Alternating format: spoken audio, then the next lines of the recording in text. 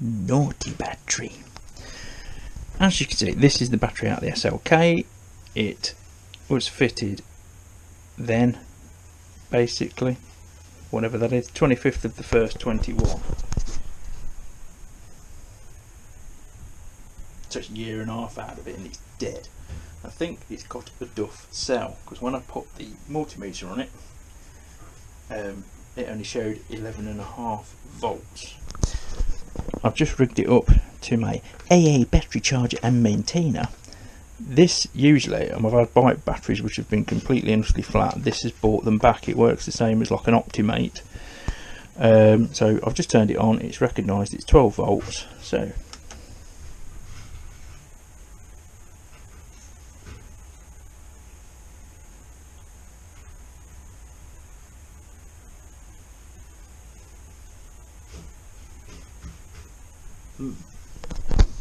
that's already showing it's fully charged, and it's not. It's 11.5 volts. I know because I've done this. I've done Blue Peter on this. Here's one I did before. Also, when it was connected to the car and you put the battery charger on the car, it come up as fault. Anyway, I've just fitted the brand new battery into Slinky, but I've got caught out with a shower, so we'll see if it's worked. Okay, now, it didn't give any rain for us this week, and it's just absolutely hoofed it down, and it's raining now. It didn't give any. I had a little bit of drizzle last night when I went to work, because I'm on night shift, and there was a little bit of drizzle about 5 o'clock this morning, and it makes some of the surfaces extremely slippy, which they're meant to be slippy but not that slippy, especially when you're driving a car with no traction control and stuff like that. It gets very, very interesting, and in the interests of safety, you drive for the conditions. Anyway, in between the showers, the unexpected showers, the new battery arrived. I was asleep, my neighbour took it in, God bless him, and I met his lovely little doggy, Cavapoo, like Ernie, but more poodle. Lovely little dog though, really nice. Anyway, do you get distracted, Jim? Well, I've put the new battery in between the showers. I was going to film it, and then I thought, in my excitement, I got the new battery, gave it a little bit of a boost charge, but it was already reading over 12, so we're good. Fitted it. It is slightly smaller size than the old one, which ain't a biggie, really. And if it turns out to be the wrong battery, when we've got the pennies, we'll just get the right battery. But this one should work. It is listed as fitting an SLK, so you know, we'll see. I got it from Tanya Batteries on eBay. I'll put a link on the description. And so the good sign is, when I open the car door, the dashboard all lit up, which it hasn't been doing. Little recap, I got oil in the wiring loom, in the engine bay wiring loom. It was a common SLK thing on the earlier models especially. And what happened is Mercedes used hollow pins in the loom to try and, you know, save a bit of money or whatever. It's usually about saving money. And what happens is there's a crank, there's a magnetic crank adjuster at the front of the engines on the SLKs, CLKs, all that lot. And what happens is it used to get past the seals of those and go through the wiring loom connector, and of course the oil pressure that the engine develops gradually over many periods of time pushes the engine oil into the wiring loom. And of course anything that's connected to that loom, like O2 sensors, stuff like that, anything on that engine loom that comes from the cam adjuster, basically gets filled with oil. And oil being an insulator, once it gets to something like an O2 sensor, it destroys it. You can try cleaning it, it isn't worth it for the price of them. You know, for the price of a replacement Bosch or whatever it was, I think it was about £60. Replaced it. So I replaced the O2 sensor, but before I plugged anything back in, because it's a hollow pin loom, I got a can of brake clean, and you could put the straw. I've actually got some 2mm silicone tubing, so put put the straw from the brake cleaner into the tubing and then on each pin of the loom, and I just sat there with it under pressure, and I disconnected where I could find the loom around the engine bay, and sure enough I could watch the oil being flushed through. It is a laborious, long process, but it saves you having to buy a new loom. The plus point is that loom will never rust.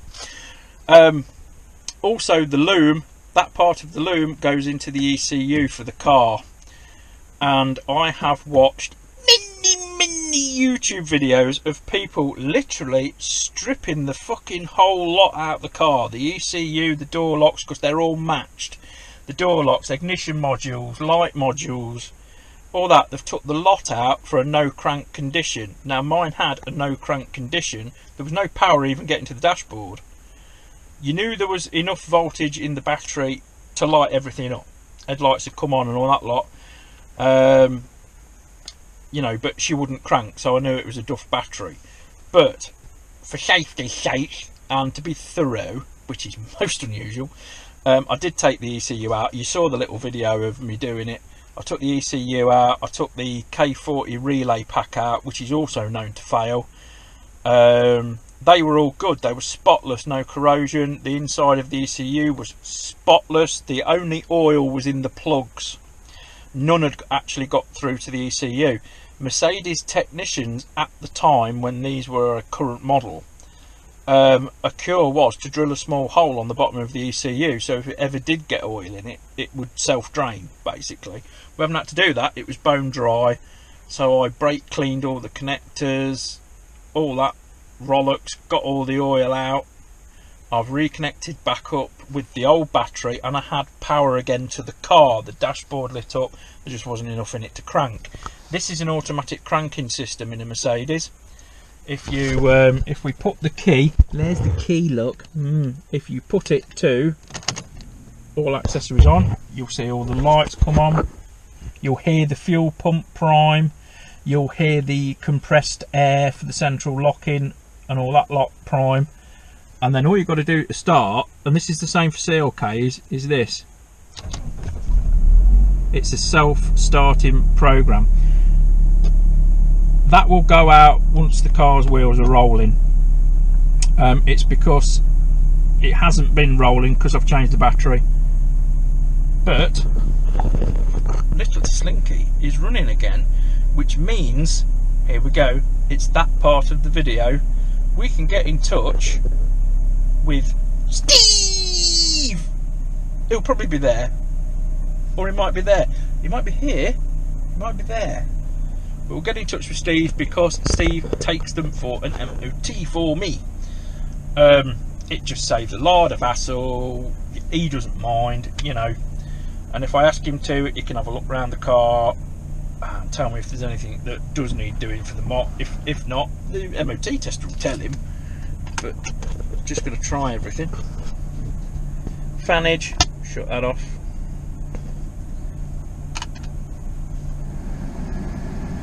I mean, usually what I do now in the old lighter is I have a voltmeter. I'll run one on the Rover, because when it's running you should be showing sort of 14 volts. Anything higher than 14, 15, 16, 17, you've got an alternator problem. Anything lower, you've either got a Duff battery or an alternator problem. So it's worth just buying one of them little voltmeter things you plug in, just to have a look. And we're clearing up nicely. The AC isn't on. I don't think the AC's got any charge actually.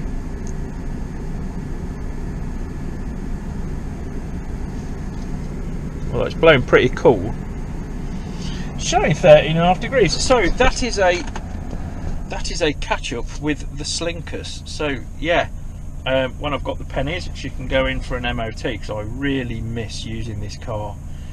The Rover's lovely, don't get me wrong, but it was, I only bought it for like an occasional use as a treat for myself really, and it's turned into the daily driver by necessity, because obviously this had problems. Now I'm expecting this, because the ECUs and stuff now self-learn. They self-learn your driving patterns and all this lot, and the gearbox self-learns. If you're like a gentle driver like what I is, you'll get nice gentle smooth changes and stuff like this. And it basically adapts to your driving style, because I know when someone else has driven this car, because the car for the next day or so afterwards is different, it drives different as other people's different driving styles. So yeah, she's up and running. Got to get some fresh fuel-oleum, and I'll move it to the other driveway and just have a quick look around it, because all the discs are rusted up and all this lot, because it hasn't moved since about March. So that's your little SLK catch-up, but she's running, or he's running rather. It's called Slinky because SLK, I always try and make a name out of the model of the car or the registration or the bike or anything like that. Every vehicle I've ever had has had a name, basically. And it's Slinky, so we've got a little Slinky there. Would I recommend one of these? Well, a little bit of history. I've had most of the little two-seater convertibles apart from Porsche Boxsters, which I really love the look of now. They're a great price now. I'll probably own one eventually, but I really used to love the Boxster when it came out. I've had MGFs, I've had MX-5s, I had a Fiat Barchetta for a short while. We won't go into that, although that is the only car I've ever owned that I actually sold for more than what I paid for it. Lovely little thing, but being a Fiat and being an earlier Fiat, it was a little bit fragile. That's not to knock Fiat, because our little 500 is astonishing. It's absolutely astonishing. Got it with 14,000 miles on it, and it's got over 80,000 miles on it now.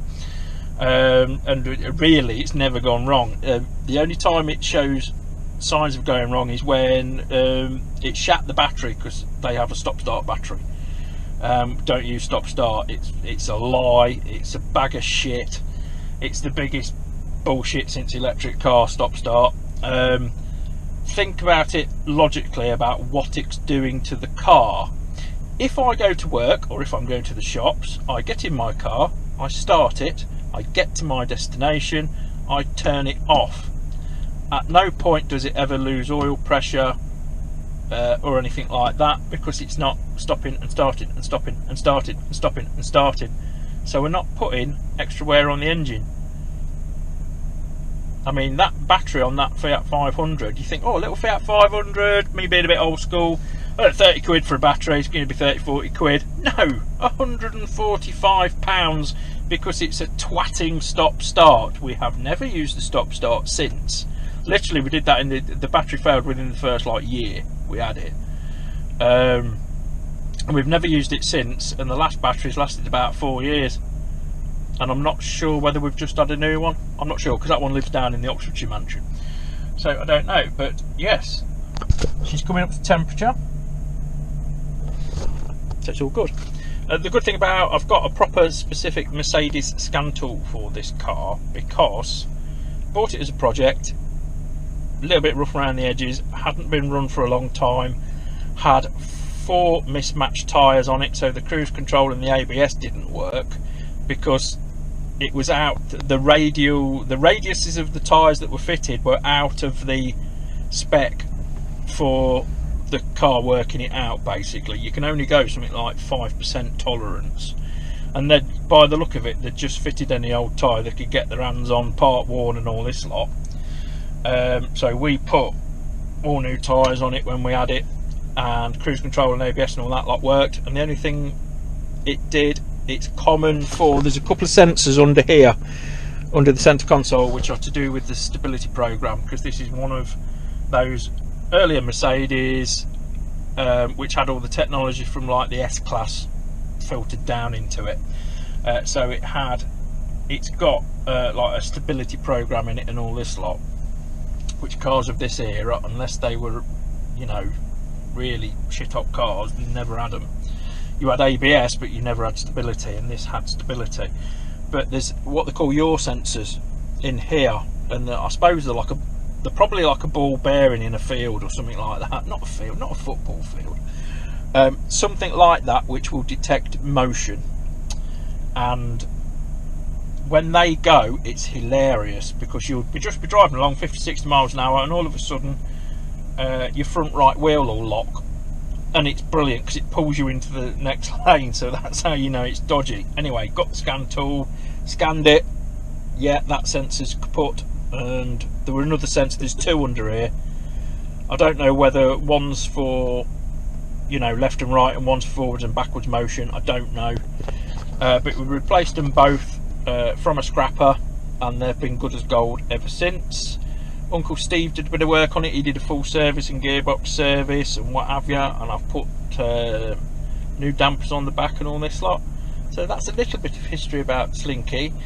As usual, this was going to be a 5-minute video, but Jim can't keep his mouth shut. So, we're all good. And a happy bunny. So yeah, be even happier when she gets through an MOT. But I've done the O2 sensor and all that lot, so I don't know, we'll see. It's flew through the rest, to be fair. Nice. Right, we'll turn her off, and it started pissing down, so I'm going to get wet going into home. But it is what it is. See you later, guys.